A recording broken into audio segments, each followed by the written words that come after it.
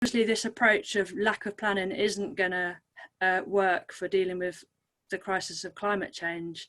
Like the problems we've got now with food are like more than enough food is grown in the world, but it's not distributed fairly. People don't have access to it, and that's bad enough. But with climate change and the rise of temperatures, we could have actual global shortages, and that would be far, far more terrible and unimaginable. And that illusion of security that I talked about, it cracked a bit with the early days of the pandemic, with people, and seed sales rocketed. I think 800%, the organic gardening catalogue had a rise in sales. People were self-rationing with food and even foraging and things. So I think people are becoming more aware that we can't rely on these long supply chains, even if they kind of are flexible and bounce back and appear to be working. And my final sort of thing I'd say is, there are lots of organisations with plans. I think this crisis, all crises are practice for the next crisis kind of thing. And in 2008, with the financial crisis, I feel like we were really underprepared. I was looking around for ideas and it was quite hard to find them. I feel like now there's loads more easier to find and more prepared people and organisations. And I've got a list of links that I can share in the chat of things that I read to prepare for today. I think finally, I don't know if you said 1 minute ages ago, I'll just wrap up. Yeah. Saying some obvious things, but I think we need to say them more and more and again and again. We need a more resilient food system for the sake of, well, everybody on the planet, obviously. We need a food system that supports health and doesn't damage it, that makes climate change less likely, not more likely as it's doing at the moment, that regenerates natural resources, including human communities, rather than exploiting them and degrading them.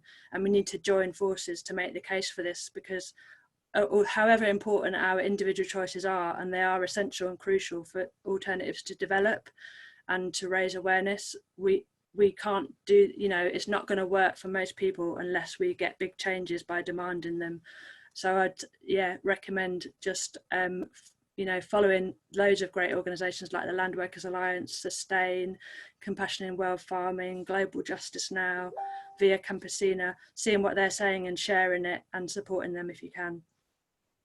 Thank you. Thanks, brilliant. That's really, really good, Ruth. That's fantastic, really, really useful. And in terms of the links that you have, we can get those out. So maybe if, Peter can, this chat is going to be recorded as part of the recording, so you can go back to it. But what we'll try and do as well is we'll try and take the links that you've got as well, and we'll send the links out when we send the recording out as well. So people, if you're not on the Derbyshire Climate Coalition email list, if you can if you can message Peter Robinson on this call with your email, and he can add you on. We'll make sure we can kind of get those links out. So thanks a lot for that. It's really, really useful. So now I'll pass finally over to Simon Harvey from Derby City Council on the Sustainable Food Cities programme. So over to you, Simon. Thank you. Right, well, what I would say, first of all, thank you for inviting me to speak to this. At the minute, thanks to COVID-19, most of my work at the minute is around COVID-19. So it's quite nice to have the opportunity to speak about something else, although I realise it does link in. So I'm based with Derby City Council. I'm a public health registrar, which essentially means I'm a kind of an intern who's going through training at the moment. I'm working on a programme which is something that was created by the Soil Association. It's the Sustainable Food Cities programme. I worked on this in a previous local authority.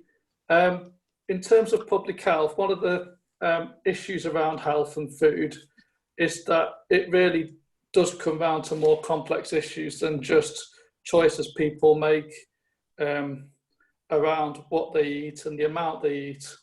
There's lots of broader factors, whether that's around community resilience, social inequalities, which are drivers into, I suppose, the kind of ill health that people would traditionally associate with food choices. So when we were looking at a way of addressing that, we were looking for something that took a more holistic approach, something that looked at the whole food system and also looked at the whole range of stakeholders that are involved in that. So the Soil Association's Sustainable Food Places programme, which was called Sustainable Food Cities programme, basically is a framework for local areas to establish a partnership that works across the public, private and voluntary sectors, looking at 6 sort of cross-cutting themes.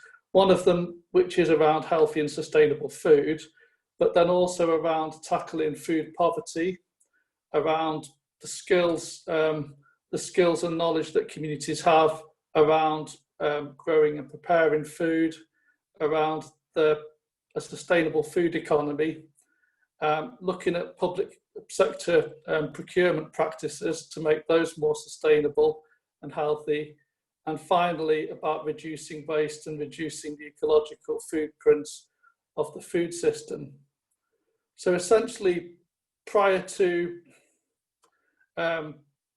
everybody being drawn into pandemic response, we were looking, and we are still looking, to establish a local partnership which will include voluntary organisations, community groups as well.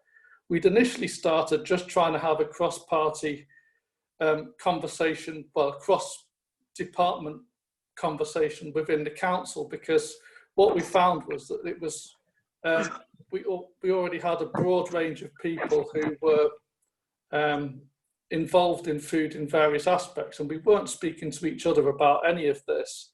So that would include, for example, people who involved with managing allotments, people who manage local markets. When we're able to do it, we will be holding a stakeholder event, and I will send out the details to you because it would be fantastic to have your contributions to this. Obviously, at the moment, we can't say when that will be. In terms of what the pandemic, though, has kind of taught us, and what we hope we'll draw on some of the lessons learned from this. One is that it's going to be. One is that in terms of preparing for civil contingencies, community resilience is the prerequisite for any response, and it should be there before an incident occurs. So whatever comes out of this, the sort of linkages between community groups is going to be very important. In terms of strengthening the food system, again, that link with local producers, local growers, local businesses is going to be key. If I take an example of the food bank system, which I think will be with us for a while, the government had tried a response where basically they were going to sort of airdrop in supplies from large manufacturers, but actually our most effective systems have been local producers and providers, including food that's been grown on local allotments being fed into the food bank system, and that has been far more effective and far more sensitive to local need than anything that's been done on a national basis or by large companies. So I'm not going to say any more now, but as I say, what we will do when we're able to will be have an opportunity to bring people together and try and learn some lessons from this going forward. Thank you. Okay, brilliant. Thanks, Simon. That's really good, and it'd be good to share what's going on. And that sounds good in terms of like creating a local partnership across sectors. So now we're going to open it up to everyone to chat. So if you want to say something, if you can type the word hat in the chat box. So just type the word hat in the chat box, and I'll write your name down. And then we'll take, once I call your name out, we'll then, you can then unmute yourself, and then you can then contribute to this discussion. So I just want to say, yeah, just what Peter said. Thank you so much to all the fantastic speakers who have been able to do this for us today and lead, help lead this conversation on food, which would be really useful. So if you are speaking, it would be useful if you can make sure you're close to the screen, so people, if anyone's lip reading, they can read you. If you can't, then we'll try and cover what you're saying in the chat. But do continue to contribute in the chat as well as to what people are saying. So brilliant. So I'll start with Cole. So if you want to unmute yourself.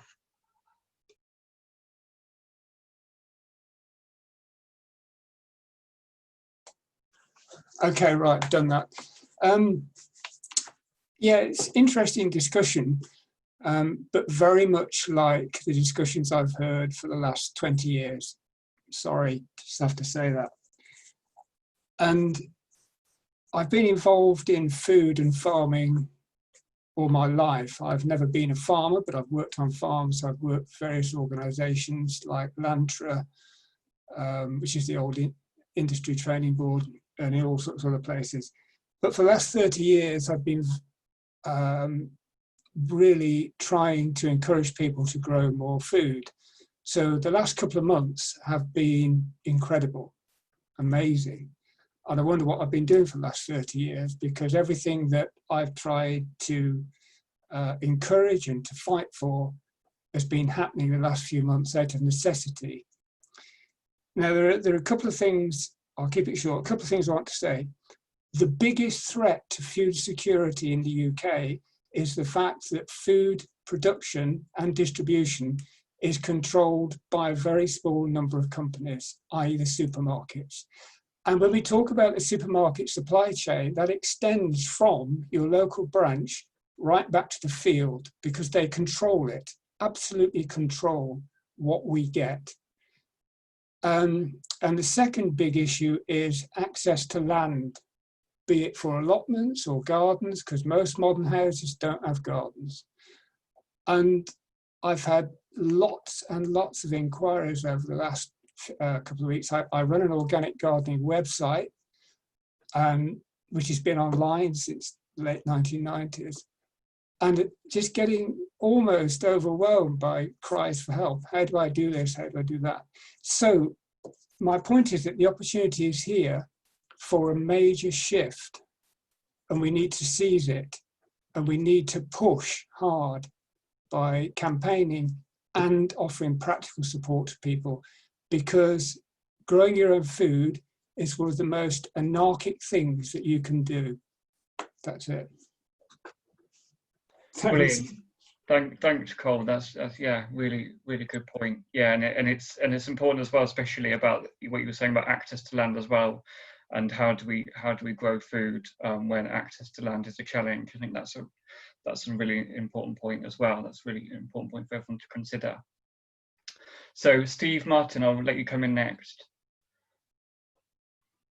Thanks, and thanks to the speakers. I thought there are some really impressive inputs from everyone, and I would agree with most of the things that have been said.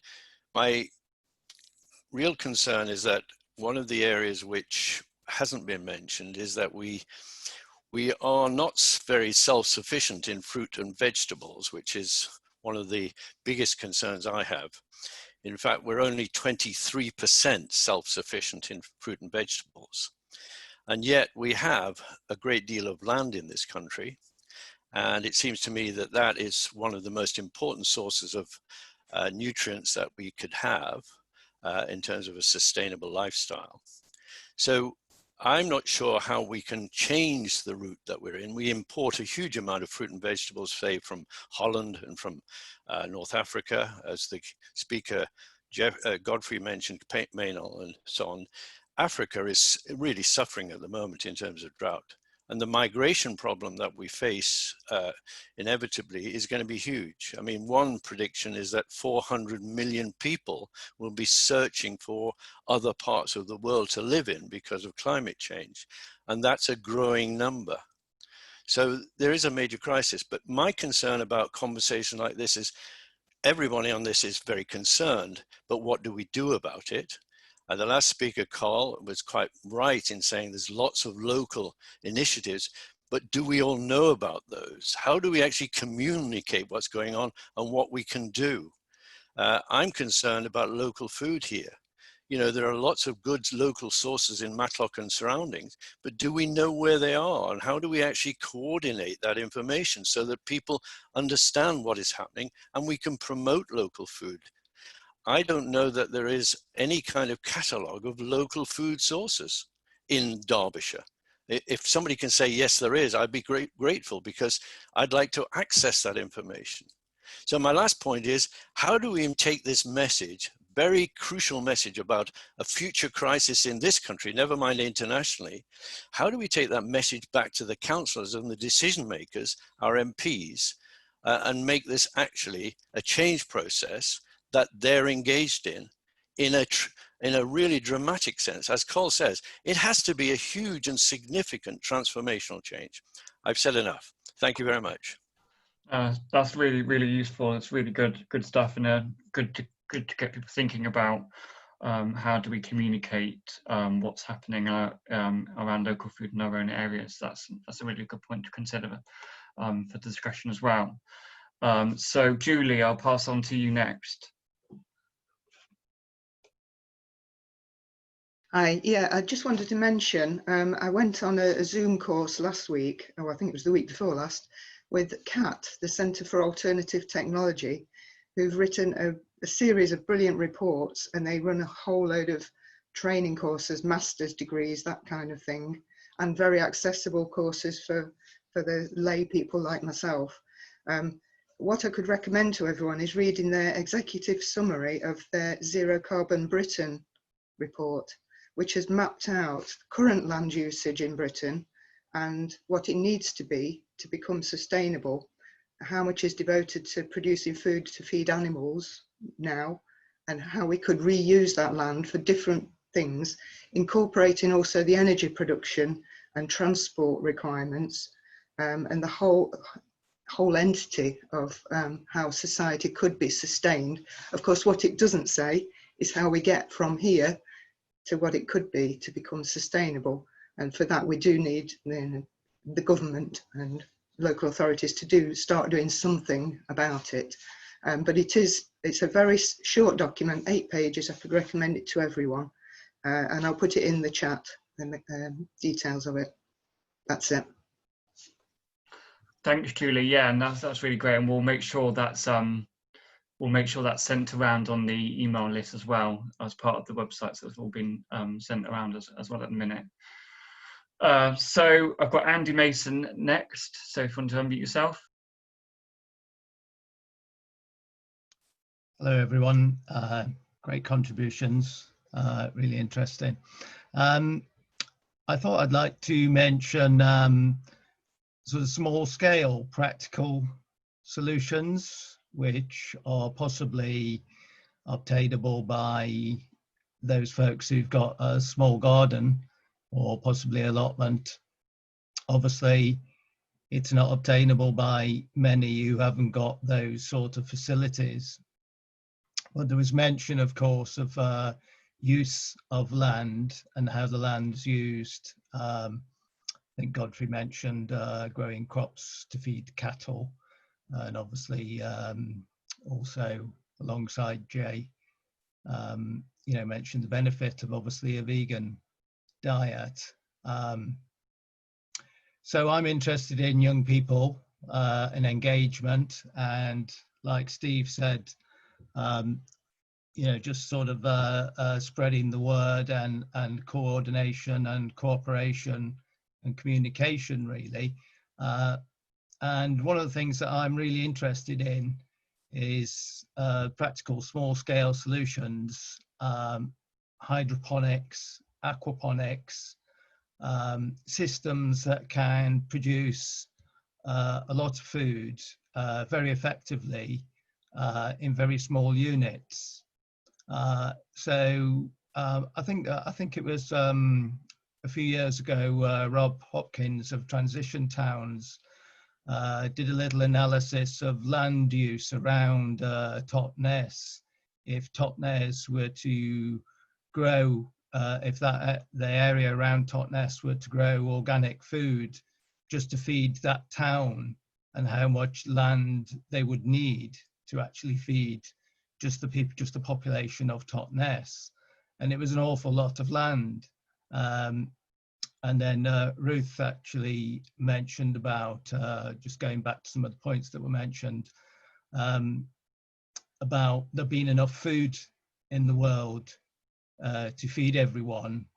But then again, it's in what conditions is that food produced? Don't want to knock your point, Ruth, but you know, that just going back to the benefits really of trying to do things within the community, within small scale units, either, you know, on a small individual basis or a group basis.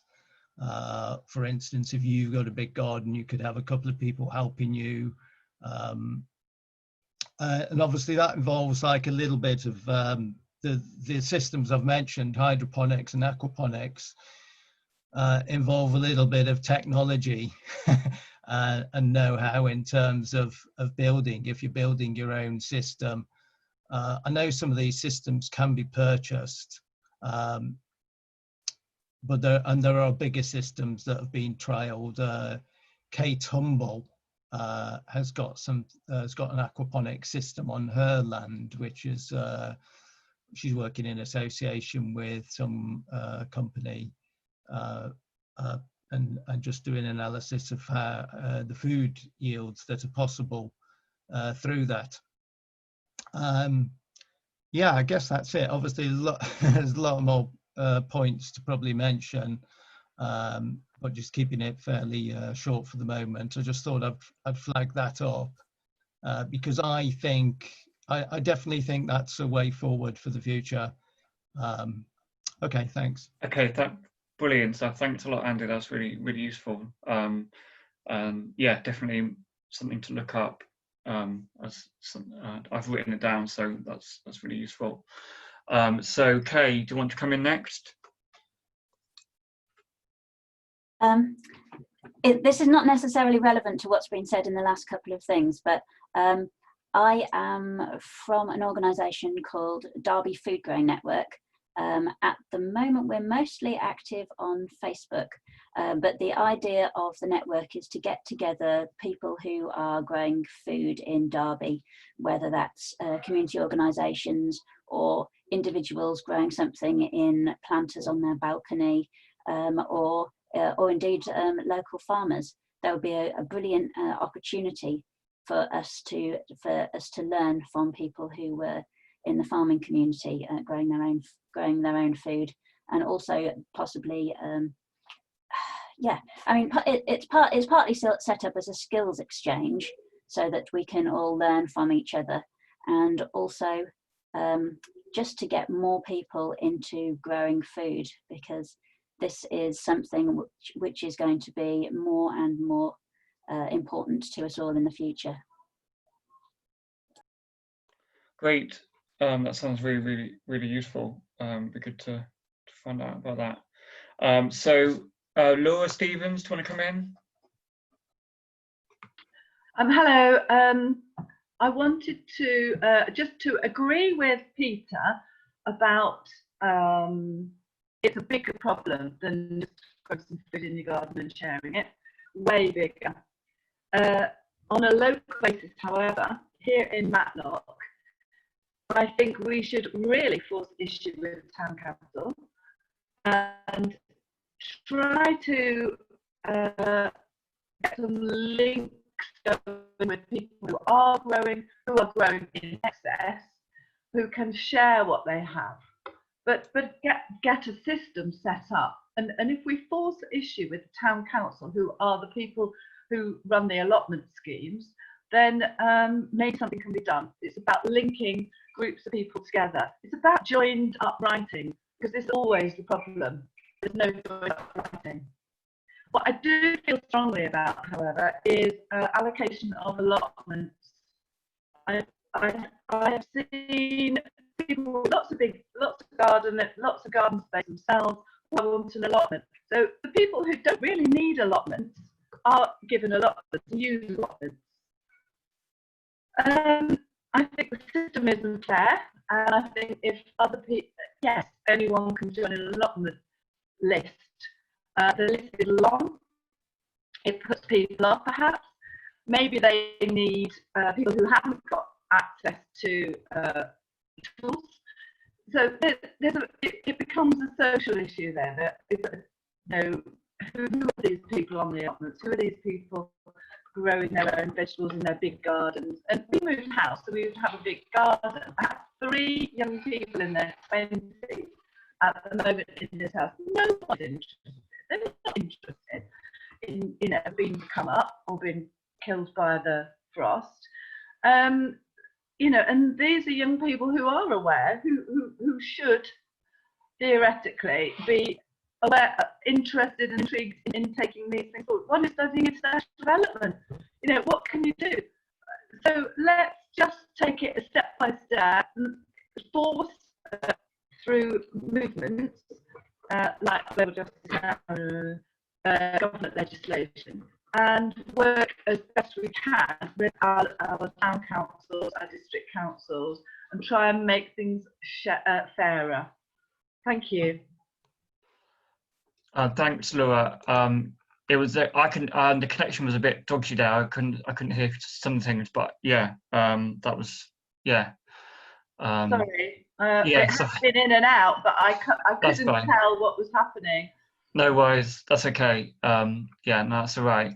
And there's some really good conversations in the chat in a minute about what Lisa was saying about Derbyshire Food Growing Network, and kind of looking at how we can use the Derbyshire Climate Coalition network to kind of try and work together on something like this, like a food directory or local food directory, or working together in some way across Derbyshire.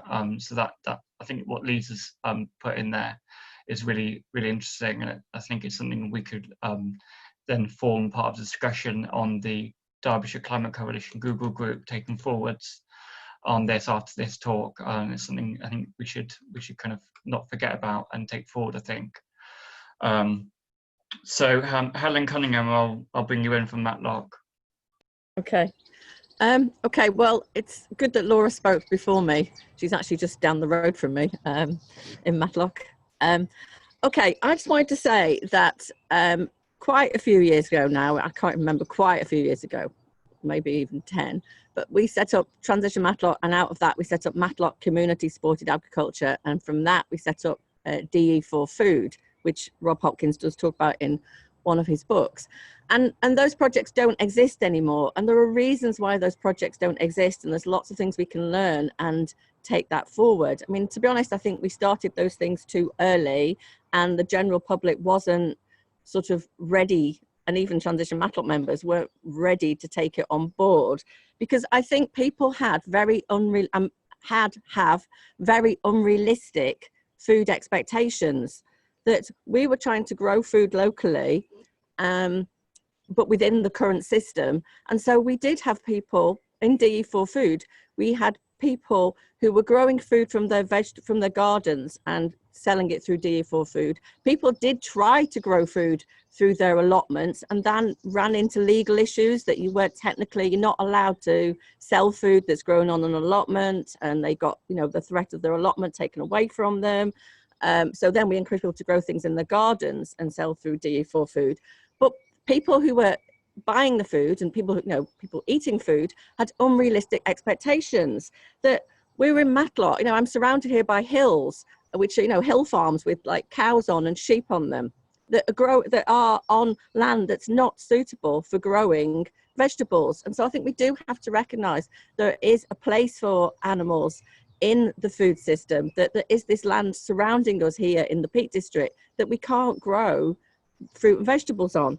But also about the types of fruit and vegetables. We were selling veg boxes, but people, our condition of DE4 Food was that it was local. But then people were saying to me, well, oh, well, can I have like red peppers, and can I have aubergines, and, you know, can I have like strawberries, like in the wintertime? And people had really unrealistic expectations of what is possible. And so I think we need to address that in some way as well. So I just think there's lots we can learn from what we did in the past in Matlock. And I don't want those lessons to be sort of lost, but I think we also need to work on an education program about what is possible to grow locally, and that if, you know, people cannot demand this food that is not available because of the climate, you know, the temperature, the soil conditions, the geography of the hills, etc. And the other issue we ran into when people were growing it from the gardens is that people were saying, oh, well, is it organically certified? And we're saying, well, no, because it's grown in someone's garden, but you can meet the grower. They will talk to you and they will tell you that they're not using, you know, they're not using pesticides and fertilizers, and you can meet the grower. And it's developing that level of trust, because small scale growers cannot afford soil association certification. And we have to sort of bring together the grower and the consumer to get that trust, so people can believe that they really are growing it without the harmful chemicals. Okay, that's it. Thanks for that, Helen. That was really useful, and it sounds like there's kind of like some overlap kind of coming across around what we were saying earlier about communicating messages out about local food. And this whole point about what Lisa was saying about the Derbyshire Local Food Growing Network and things, what you were saying about addressing seasonal food issues and this kind of thing. And yeah, so it does sound like there's quite a lot of people on the same wavelength here. So I'll bring in Marianne.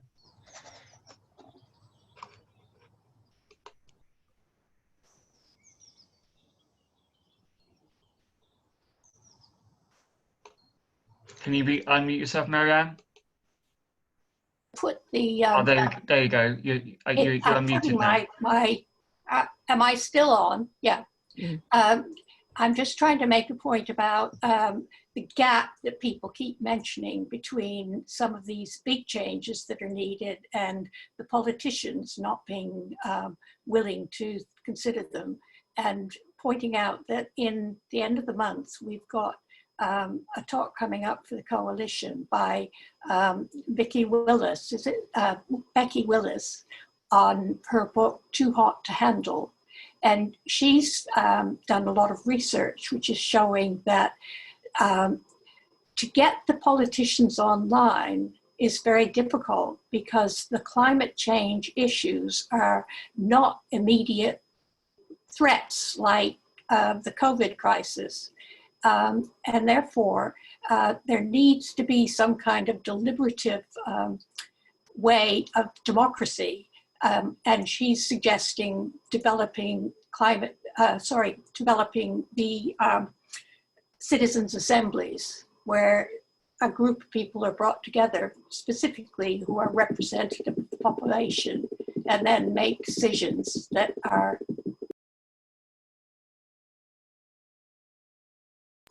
Oh, we just lost you slightly. You just muted yourself again. There you go. Citizens Assembly, and we're having a talk at the end of the month by Rebecca Willis, who's written the book Too Hot to Handle, and it's about trying to get some of these brilliant ideas being talked about on all sorts of things, to get political decisions that reflect those. Yes, definitely. Yeah, so Lisa's just posted the link on there for the Zoom meeting on the 29th of May. We will circulate that again on the Derbyshire Climate Coalition email list as well. It'd be really useful. I think that'd be a good one to hear from Becky about. And I think I do think citizens' assemblies are more needed now than ever. I think with in terms of people wanting a new normal. So I do think now is a really important point about utilising this. This point in time, I think this is a really good point to start talking about these kind of things with our local councils. I had Steph from Worksworth on the list next. Hi, yeah, thanks. Yeah, Mary-Ann was touching on the point that I wanted to make about, I think we've all got to do what we can, whether that be vegan diets or growing our own stuff. But it's sort of a question and a statement, I suppose, is where's the real power? You know, someone earlier talked about the power being with the supermarkets. Well, yeah, I don't know enough about the system. If that's so, then who has power over the supermarkets? You know, does the government? So it's like, for me, it seems more about getting to where the power is for big changes, quick changes that need to occur to happen. Also, because a lot of people are financially struggling and time poor. So, you know, it's really tricky to implement, for them to implement sort of the changes. I think it needs to be done from the top. How we do that, I really don't know. I'm a member of XR, so that's my way of doing things. But you know, to me, I suppose it's big changes need to happen soon, and so we need to go to where that power is, whether it being in government, changing laws, incentivising, or within supermarkets, or both. So yeah, thanks for letting me make that point. Thanks, Steph. I just want to, since we've got about 5 minutes left on this call, I wanted to just, Peter suggested about bringing all the speakers back, just to kind of get their views on all of this. So we'll go back the other way round this time. So start with Simon to respond. I would say in summary, yes to nearly all of the points you've mentioned. We don't understand the system locally, but it would help us to understand it better. We recognise that there's more we can do as a local authority to make land available for food growing. I suppose the issue is looking at whether the allotments and the land we've got available has got full uptake. We've also recognising that other land is available and is being used for food growing. The issue about awareness of what goes on is in the city. So I mean, I can't speak for Matlock, but certainly for Derby, we were aware that even in the council, we weren't aware of what different departments were doing. So certainly there's a need to know what goes on across the community, and also promoting opportunities. So when people want to do stuff, it's how do we showcase or highlight where people can go, or give examples of people who are actually doing stuff that they might want to emulate. And I think that going forward with a local partnership are basically the sort of things that we would want to be covering.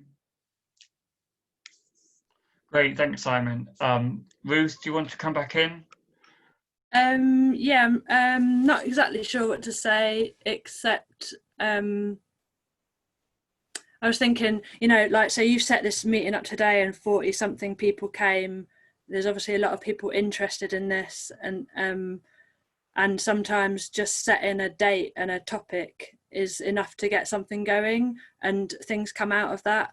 And, you know, then you think of the next questions. A lot of questions have been raised today, and people can look into the answers. A lot of the answers are out there if you look for them. And yeah, you just have to keep going, keep the conversation going. That's how you work out what you want to do and what to do next. Definitely. I think, yeah, I hope that this call we can kind of spur off the conversation, and if we can, as I was saying before, as if we can kind of start a topic on the Derbyshire Climate Coalition Google group about this, and trying to kind of get the conversation going about it, what we do next. I think that would be really useful, and the Google group is available to use by anyone on the Google group, so hopefully we can kind of continue this conversation afterwards. I'll bring in Jay to sort of come back again. Hello. All these local initiatives are wonderful, and really they're helping people who've fallen through the cracks of national policy, and also they're useful because they engage people with the problems of food. before the Brexit vote, Michael Gove, who was then Minister of Agriculture, said after Brexit, we'll be able to buy all the food we need more cheaply from other countries. We won't need British agriculture or farmers. And that's basically what we're up against. The fact is that the people who actually run things benefit from international trade, and they're not really interested in where or how something's produced, as long as they think they can obtain it more cheaply somewhere else. And that's the basic problem we're up against. Also, like to say that I'm not a naive vegan. I know a lot about carbon cycles and various food production systems, and I just settled on the vegan organic system because it's a drastic answer to a desperate situation, and it covers all the bases of carbon sequestration, emissions lowering, food quality, human health.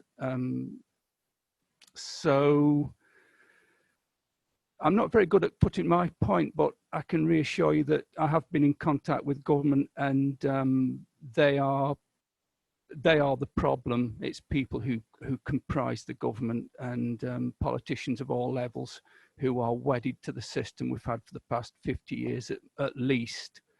And until we can get rid of them, or some insult such as COVID crisis causes them to take the action that they need to take, political action is ultimately the only way we can cure this problem.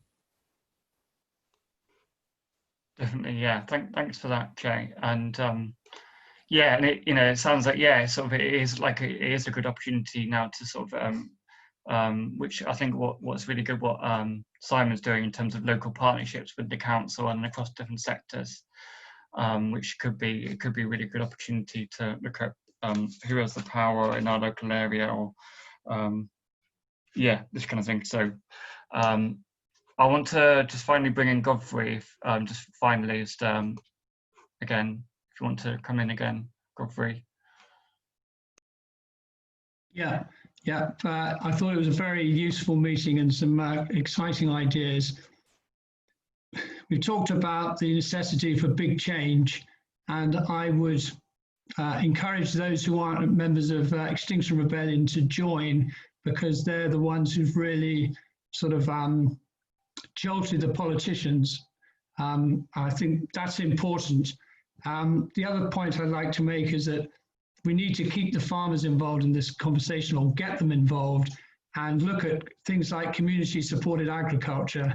So it's difficult at the moment because there is a big town country divide, but we need to bridge that, and that could be very healthy for farmers and for people and for wildlife.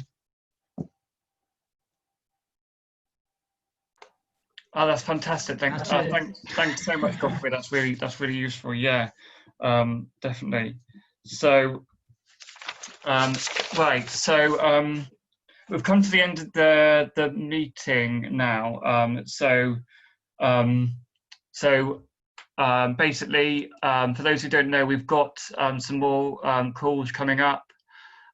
So we've got on Wednesday next week, the 20th, there is a online discussion with Anne Pettifor, talking about the Green New Deal, looking at this issue of COVID-19 and the case for the Green New Deal. So that is 7 o'clock to 8:15 next Wednesday, and we'll send it around again. But and I'll also put something on the Facebook group as well, as an event, for the Zoom details for that. And then also, as we were saying earlier, on the Friday 29th of May at 11 o'clock, we've got Becky Willis, author of Too Hot to Handle, talking about democratic challenges that we face, and looking at the issue of looking at the potential opportunity of using citizens' assemblies to open up our democracy.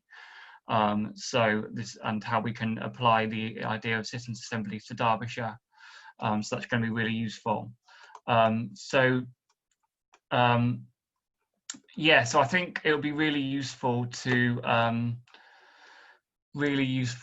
continue this discussion. As I was saying about, we've got the Google group, and if we can kind of ensure that we can kind of keep this discussion going through the use of the Google group, to kind of ensure that, yeah, let's talk about what happens next really on this issue. I just want to bring in Peter finally for one last minute before we finish. But it's really good to hear all your thoughts on the chat, and definitely continuing discussion around the Derby food growing network, expanding that, the issues around do we kind of expand that and create a Derbyshire local food network, and how do we kind of look at these points is really useful. Yeah, thank you so much for everyone for joining today. I really appreciate you being able to come and take your time to join us. And like I said, that we've got the recording of this that will be sent around. And then, yeah, and so I hope to see everyone again soon. But I'll bring in Peter for a final minute of bringing this to a close. So thanks so much, everyone. Hello, everybody. It's really rich and great. And I want to thank you all for that. I have a but I'm just going to go through a couple of announcements, reminders first. One is, if you're not on the Derbyshire or Derby Climate Coalition email list, please give it to me. If you want to go in the Google group, say in the chat, and we'll enroll you onto the Google discussion group. It's a closed group, but we're obviously trying to open it up. My last point is really just that we're trying to build a movement, and the time is really short. We've got to knock in, relates to the crisis that's happening now. There are opportunities to talk to politicians, to put pressures upon councils.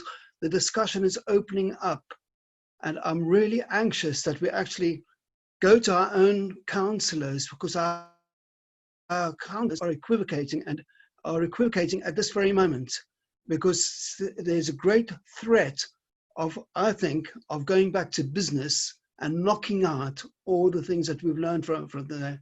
And I don't think we've got time for citizens' assemblies. There is a discussion going now. But anyway, that's another thing. My last point is really about the nature of our movement. All movements of social change have all sorts of people in it.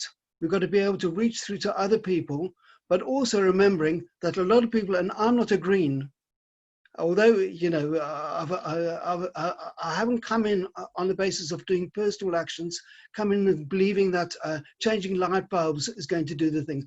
All these things help, but only a very little bit. We've got to somehow either build that much broader movement. And thank you to Extinction Rebellion, the students, the people, and the other sectors of society. That's what we're trying to reach out to. And sorry if I'm rabbiting on, but just trying to remind us about the all-encompassing nature of our movement. Obviously, if people want to set up more Zoom meetings in terms of local food and cooperatives and stuff like that, we can do that, raise it, but that will be a subset of the movement that we're trying to build. But once again, come along to the Ann Pettifer thing. It's ever so important. I think that's the key argument at the moment, is the economic arguments, the arguments about GDP. We were wedded to the shibboleth called the GDP, that they're actually alternatives, which are richer alternatives. Anyway, so that's all I wanted to waffle on about and say thanks, everybody, and goodbye. Brilliant. Thank you so much, everyone. Thank you to the fantastic speakers and the contributors, and thank you so much for contributing to this discussion. And yeah, I look forward to seeing you on another conversation soon, and hope you can join this conversation going forwards. So thanks, everyone, and see you soon. Bye. Bye.